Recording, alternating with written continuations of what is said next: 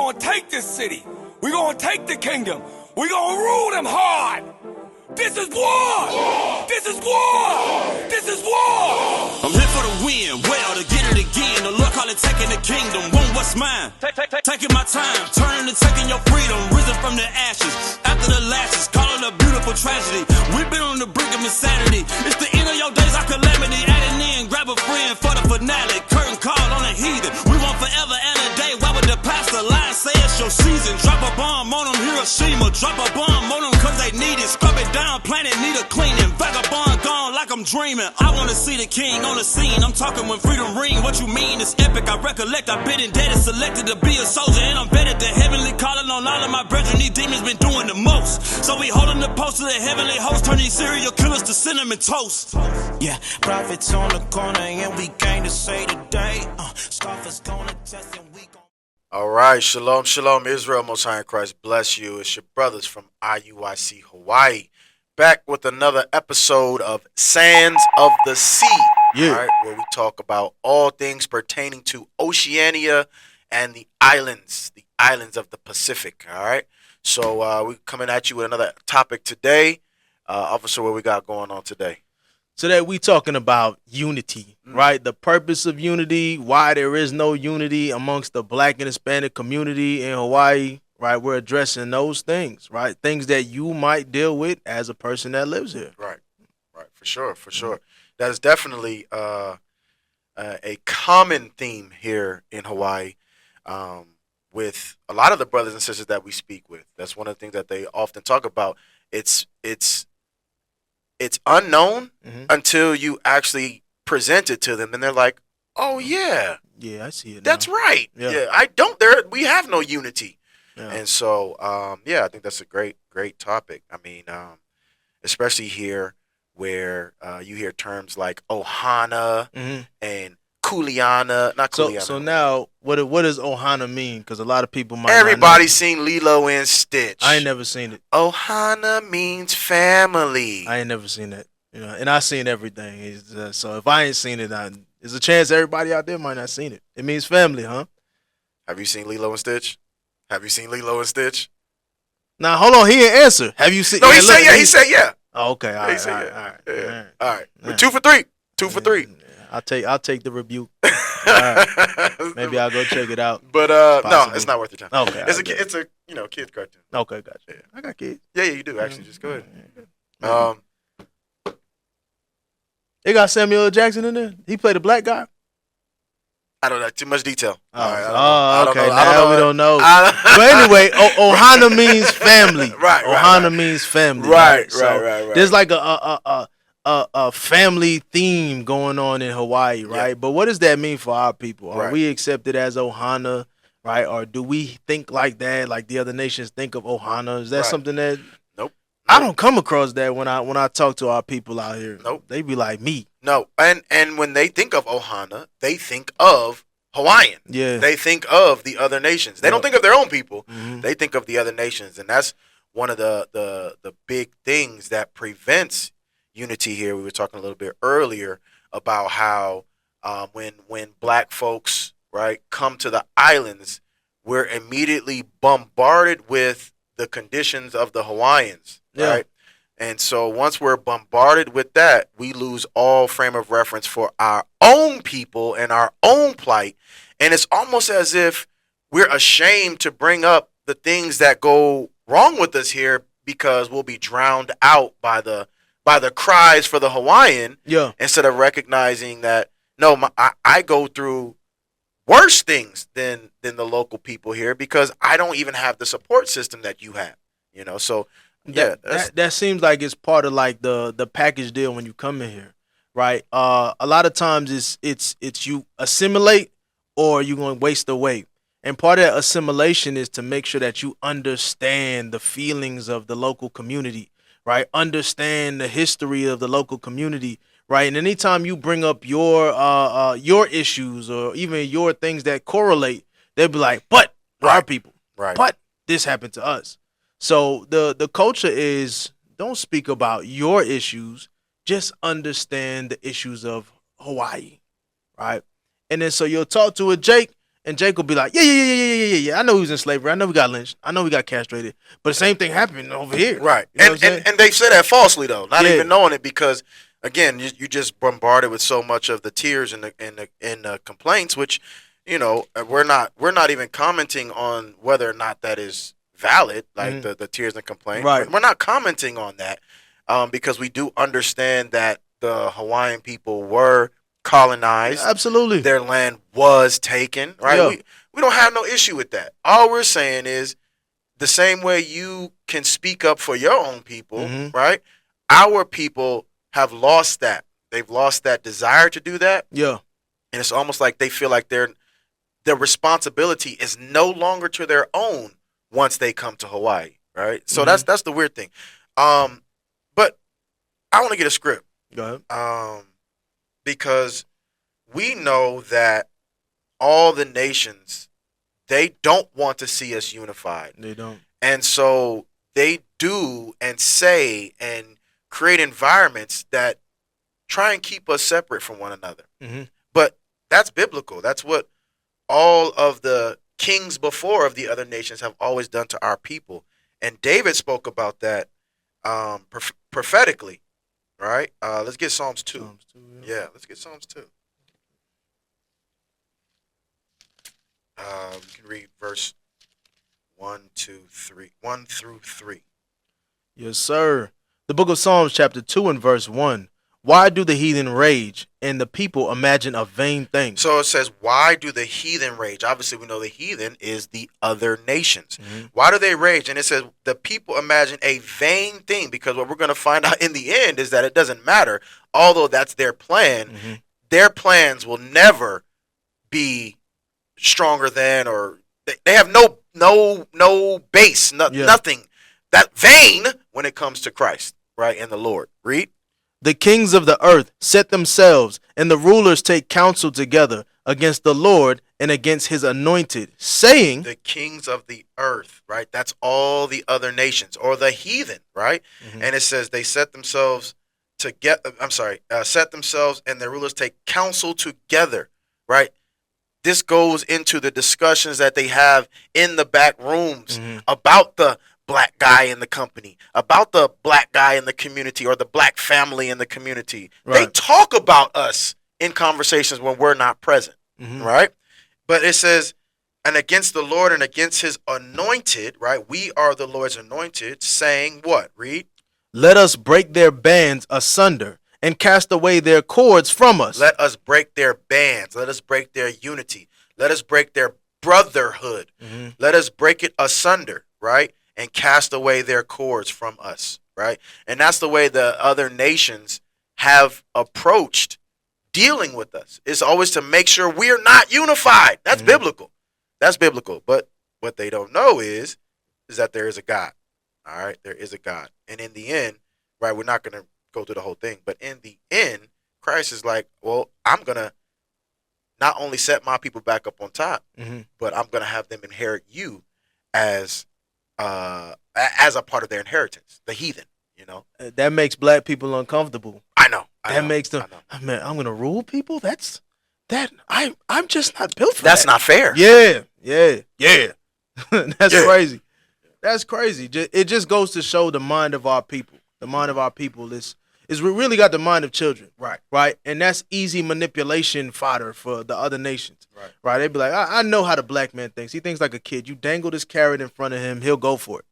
Right. You dangle this booty in front of him, he'll go for it. You dangle this bag of money, he'll go for it. Right. And that leaves it's because we got no sense of unity or loyalty to each other. Right.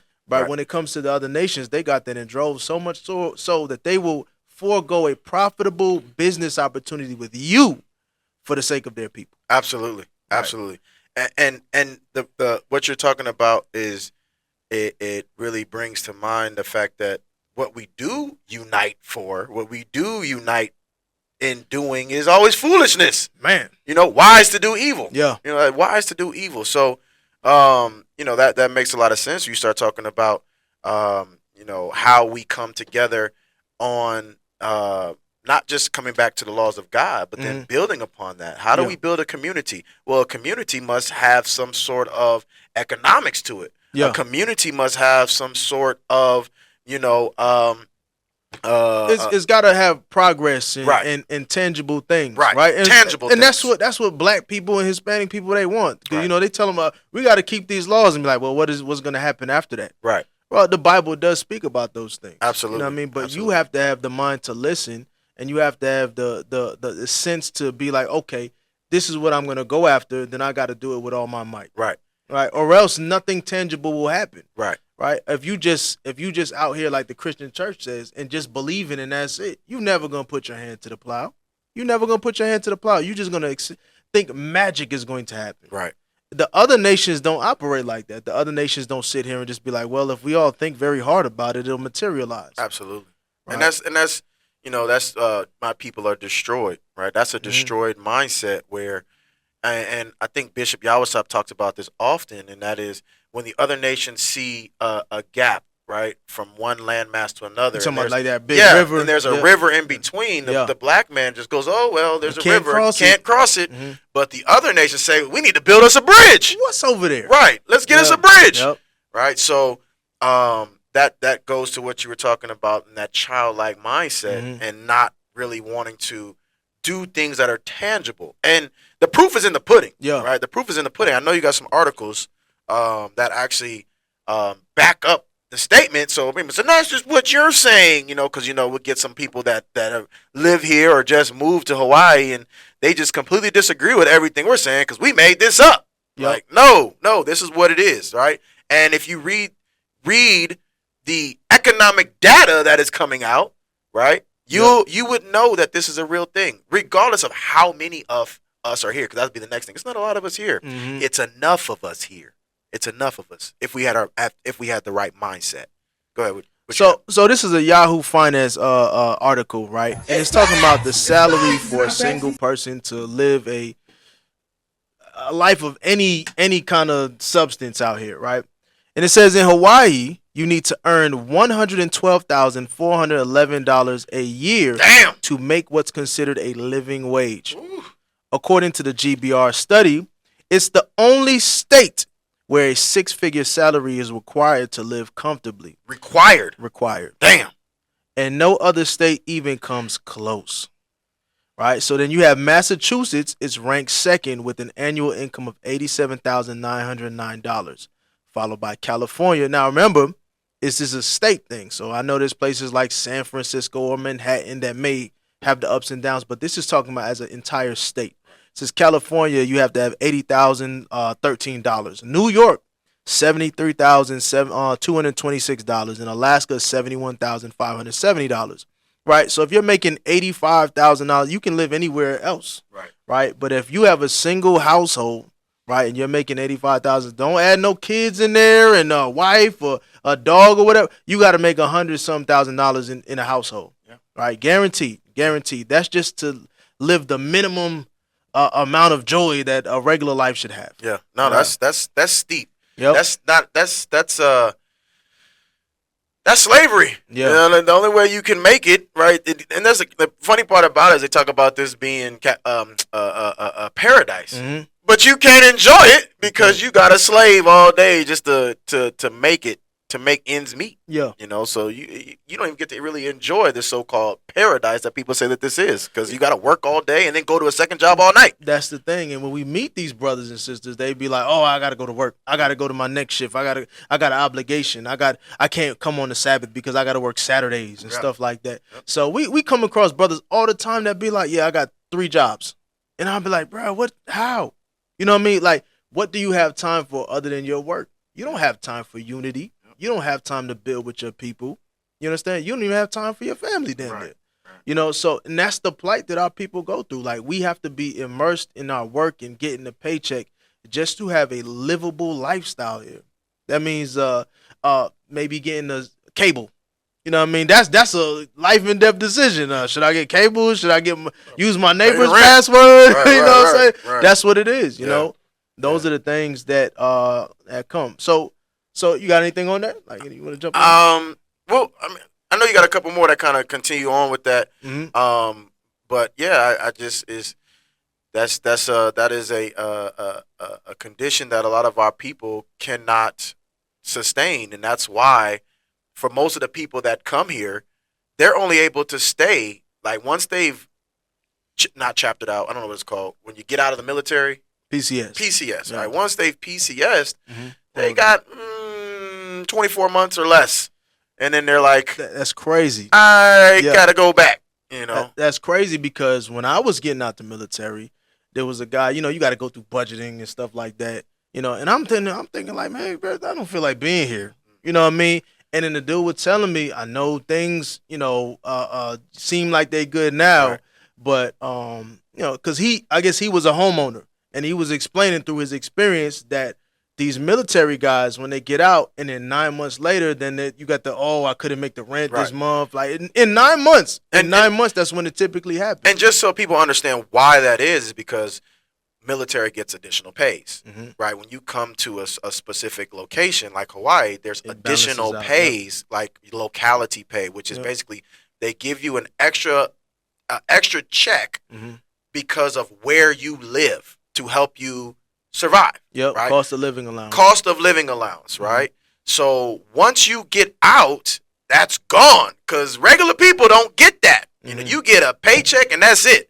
So now you've lost 40% of your income, right? Because you don't have that cost of living allowance. Yep. And so now what you were once able to afford, you're no longer able to afford. So what happens?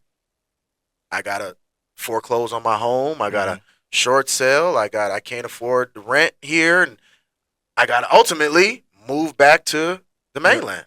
Or marry a Chinese lady. There's the safe salvation for Yep. the black man. She already got a house. Right. You gonna move in with her. Right. Yep. Right. Or moving with that Filipino family. Yeah, live in the live in basement. their backyard or Yeah, their shed or yeah, something yeah, like yeah, that. yeah, That's how so- it is. So yeah, no, it's And here's the thing: every people that live here know that stuff, and they ignore that fact. Yeah. Be like, bro, you're an adult man. Yeah. And you live in the backyard of another family. Yeah. Right. Everybody has to find their way, but you should not be satisfied with that. right. I had 100%. to hard down argue this guy. I was like, bro, like you're not living the good life because you live in this area. Right. You live in the backyard of something. And I had to bring up that scripture in Sirach where it talk about when they invite their family, like you gotta go. And Right. he was like, dang, I didn't even think about that. I was like, you didn't think about that? Yeah. No. You thought your lease was good forever? Forever. Yeah, no, but that's again, that's the mindset, and it's a shift in mindset. Mhm. It's a shift in mindset that needs to happen in order for our people to even want to, make changes, right? You got to have some pain. So, something just popped in my head, and it was a good reminder. Just in everything that we're talking about here, Mhm. like there was a brother who was in the military, got out, was homeless, went to the mainland.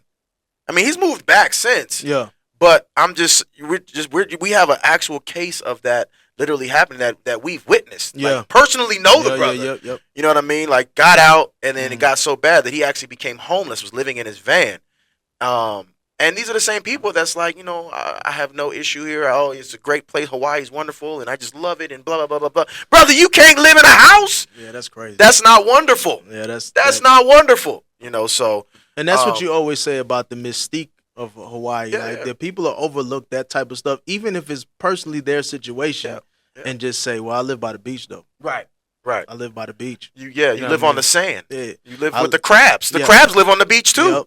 Yep. It be wild dogs out there Right. too. It be crackheads living out there Yeah. the same way. Yeah, they live You know on the what I'm beach saying? too. They got a beachfront house too. Matter of fact, a crackhead will tell you life is good. Right. Sure will. Life is good. Sure will. What else you got? Let me get this next article here, Yeah. right? I'm gonna skip one of the articles for sake of time, right? But this one is called "Why Japanese Love Hawaii," right? So this is on Stream It. I think And that's name the of good website. part about this is that for those that don't know, the Japanese make up a large portion of the population in Mhm. Hawaii, right? There's like an entire area called Kaimuki Mhm. where it's like mainly Ammon. That's like mainly Ammon, which is over by like the university for those that have any geographical knowledge of Oahu, which is where we are, right? There's a whole area called Kaimuki. A lot of Japanese were back there, Yep. in that area as well. But this is, and they're huge tourists here too. That's what this is about. Yeah. Right. So just an excerpt of this article. It says the Kaka'ako district is situated just over 2 kilometers northwest of Waikiki, near the Ala Moana Center. Right. That's a shopping mall that Ammon basically owns the whole bottom floor of that. Like it's they got their own bank, bus. They got they own food court. There's the regular food court and it's their food Yep. court. With their language, their writing, their all that stuff. And it's even set up the way that it's crazy. So they didn't have to assimilate. They didn't. Oh, okay. They had to come here and they be like, we gonna keep it Japanese. All right. So the Ala Moana Center, a shopping mall overlooking a beach that features a vast array of brand stores, large-scale redevelopment is progressing, and plans to build new condominiums are being announced one after another. One of these is the 23-story One Ala Moana scheduled for completion in late 2014. Now, this is old, but look. In 2012, 205 units measuring between 70 to 371 square meters were sold for prices ranging from 500,000 to 10 million, approximately 30 to 30 million yen, all that type of stuff. 31 condos marketed to Japanese buyers were snapped up immediately. Yeah. Right. So now what does this do? Because a lot of times locals are complaining about, they selling paradise and stuff like that. Well, once they get the foothold in, they create an opportunity for their people. Right. So right next to the mall where they can go to their food court and experience there and go to their banks and have their tour buses and stuff like that. They have their own vacation homes.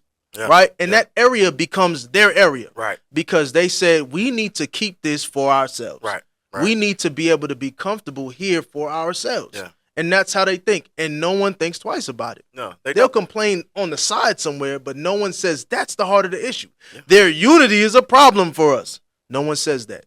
But when we do it, when we say, hey, look, let's get some brothers together. Oh, I don't have the time. I'm working too much. I'm doing this, I'm doing that. Even when everybody was on the plantation, right? Because in Hawaii, all nations were on the plantation. Right. Just leave it at that, right? Right. All nations were on the plantation, but the Japanese in particular made sure that after working hours, they started schools for their children to maintain their culture, their language, all that type of stuff. And it's still here today. It's still here. There's still Japanese cultural centers to this day. Yeah. Even what's that school? Kumon?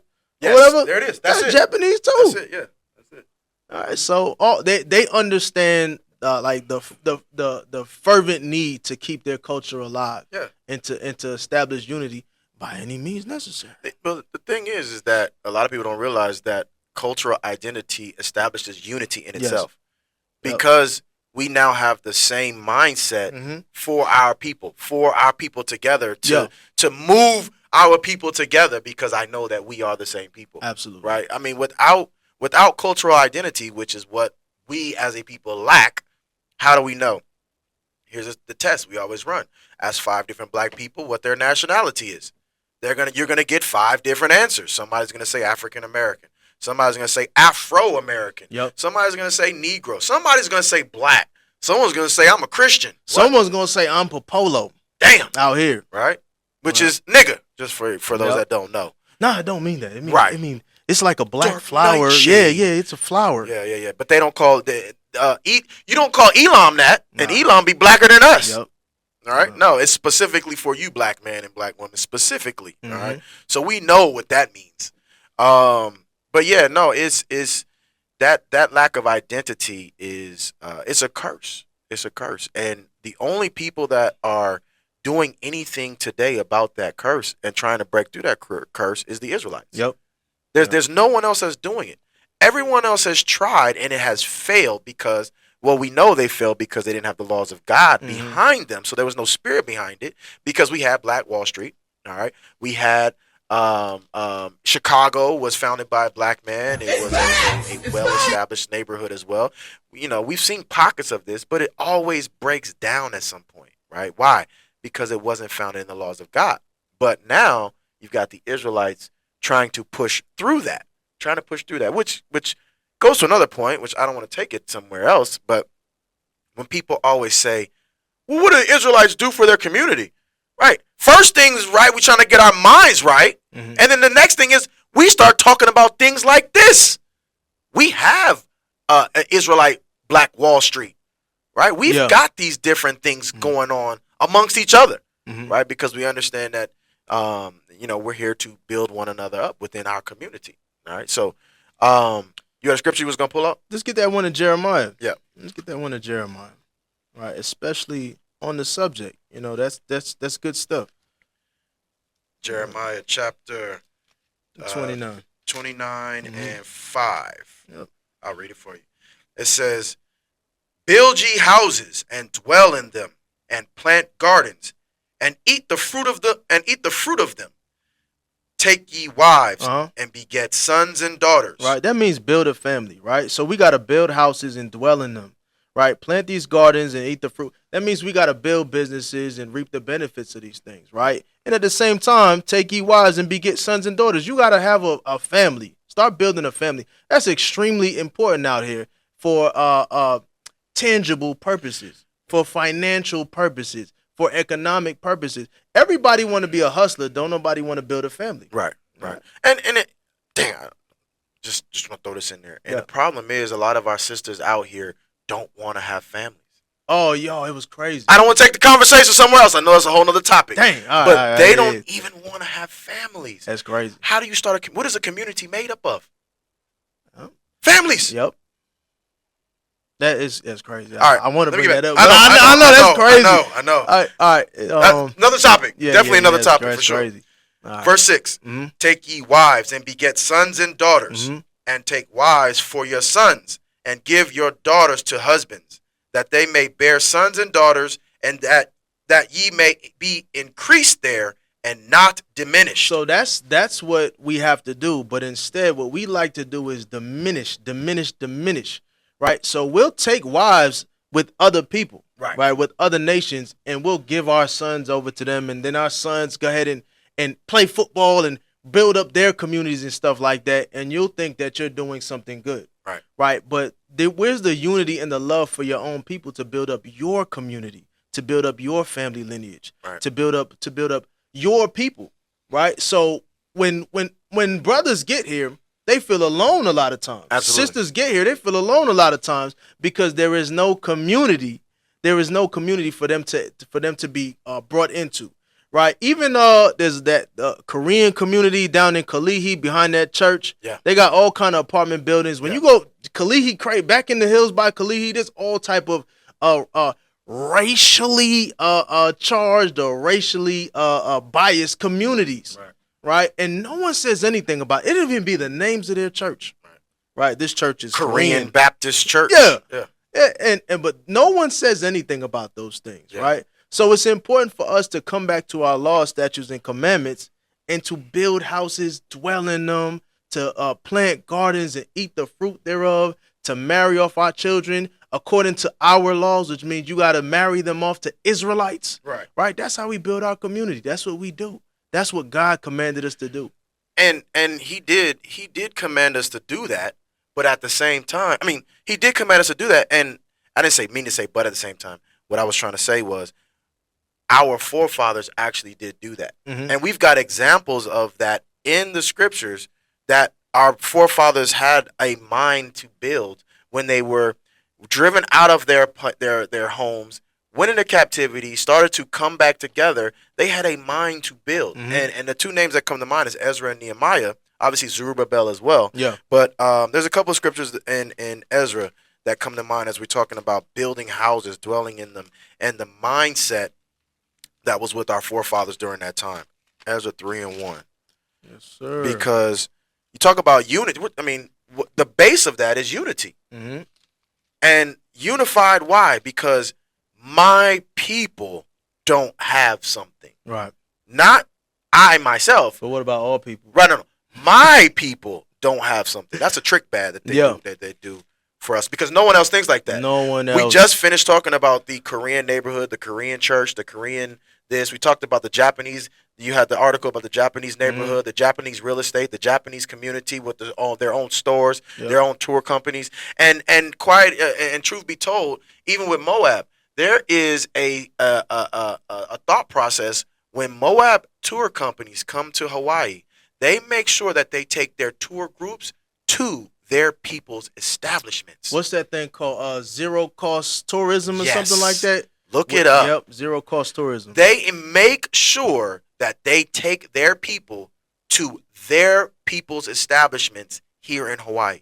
So the Chinese group is going to go to the Chinese restaurant. It's going to go to the Chinese.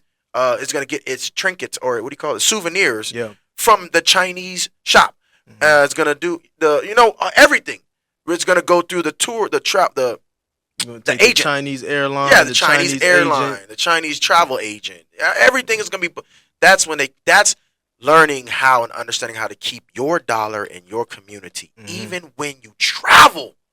That's what the other nations do. We have no concept of that. No concept. Of No concept of that. But it starts with a lack of identity, and with identity comes this mindset. Go ahead, read that. Ezra chapter 3 and verse 1. And when the 7th month was come, and the children of Israel were in the cities, the people gathered themselves together as one man. As what? As one man. You see the mind of our people when we had unity. When we came together, it was like one person coming together, which means we're going that way because we have the same mind.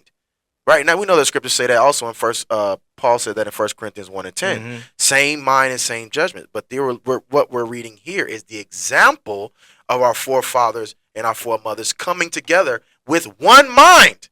Nehemiah chapter 1 and verse 3. Yeah. And they said unto me, the remnant that are left of the captivity there in the province are in great affliction and reproach. So I want you to know this is the words of Nehemiah, who's working for the king in Susa or Shushan.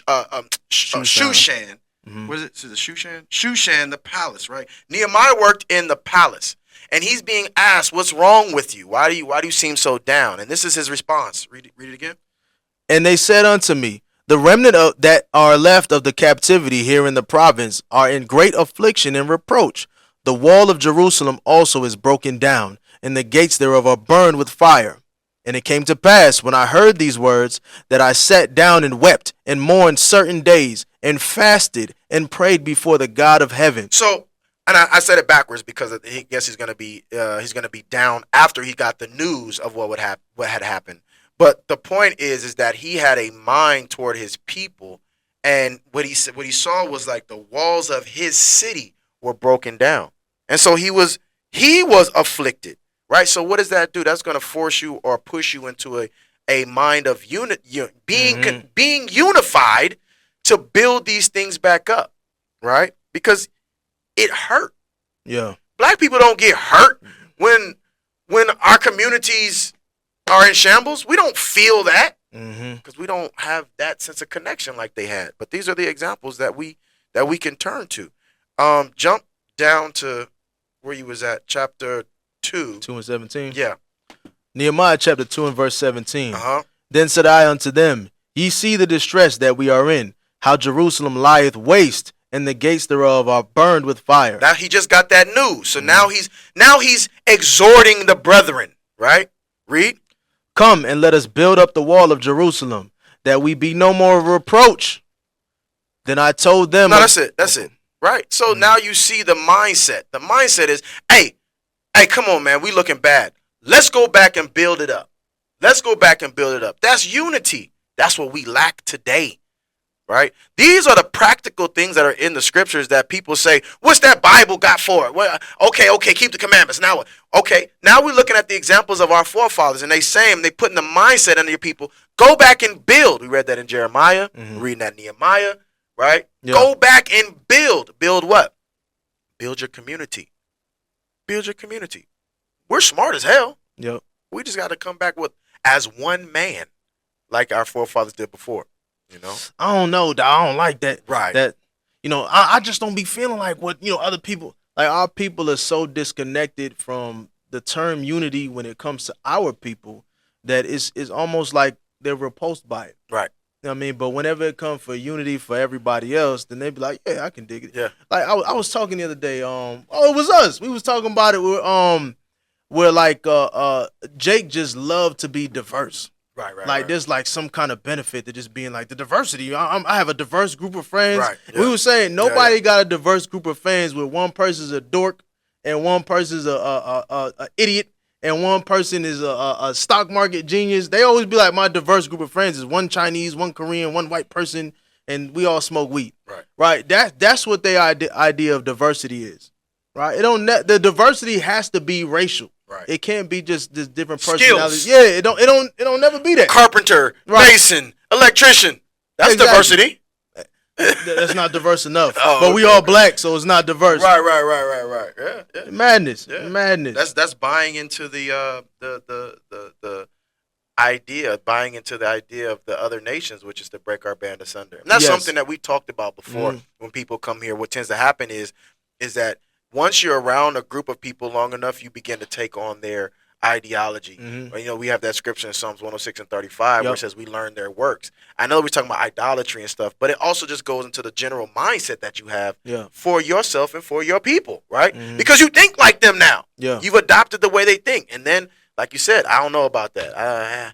I don't know. Whenever that comes to mind, I be thinking about them twins, them light skinned twins that be on podcast. God. Yeah. I be thinking about what's that dude, Jesse Peterson? Jesse. Is that the Jake that be like amazing? That dude. Yeah. I'd be like, man, you're just saying all the stuff that white people taught you to say about black people.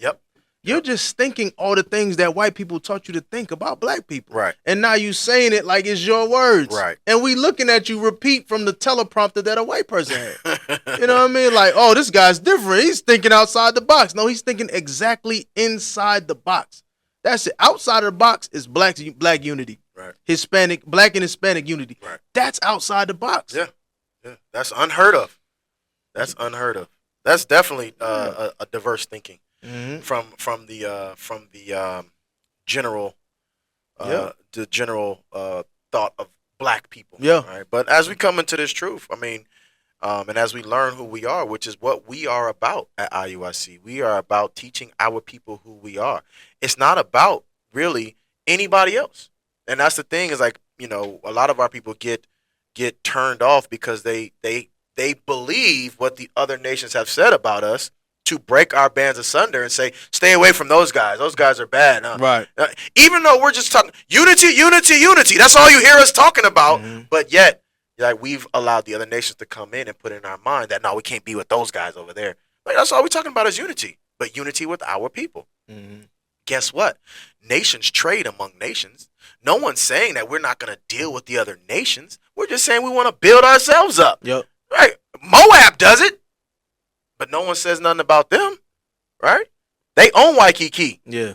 They own. You didn't read that article, but Koalina, which is a huge resort area, 500 acres. Yeah, it's a huge resort area, and then you got Waikiki. These are Chinese real estate conglomerates, I guess the word is. Yes. It's that Pacific group or whatever. They don't say we're China, but they rename it and then they.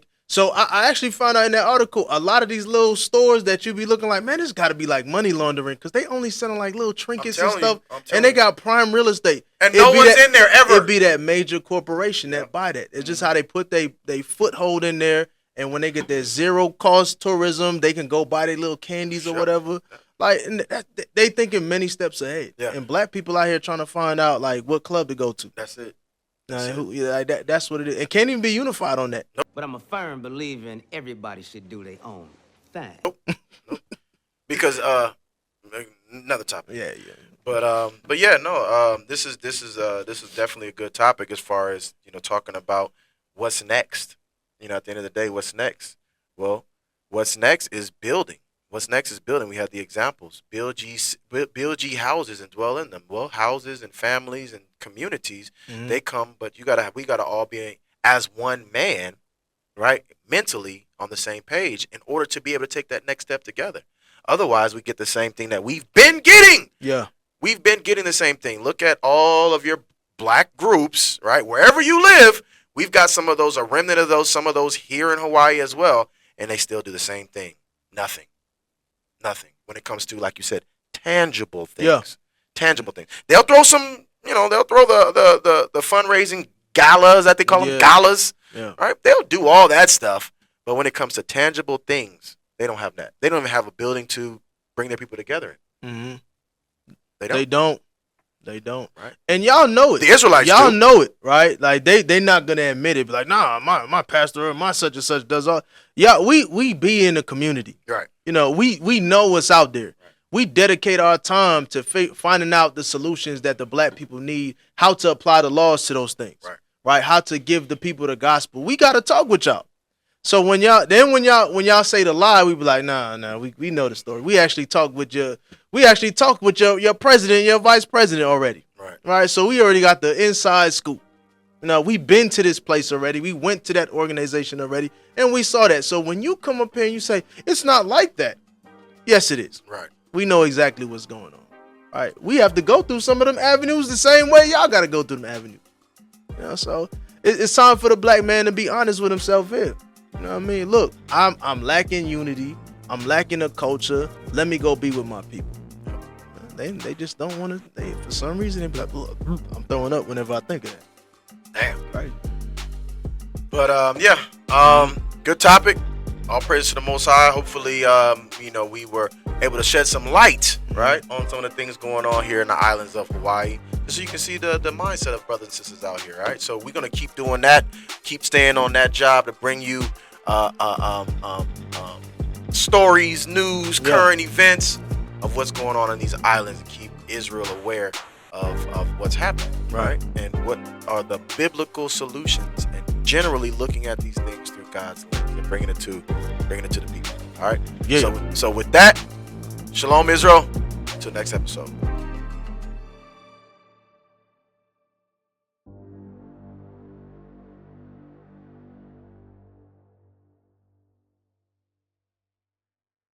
What is a nation?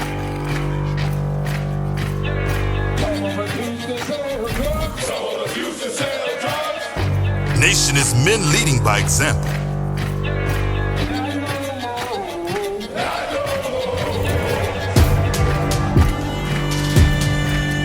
Nation is family.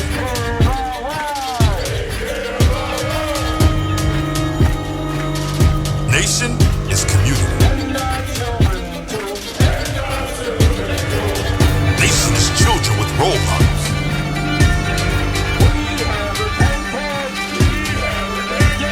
Nation is unity.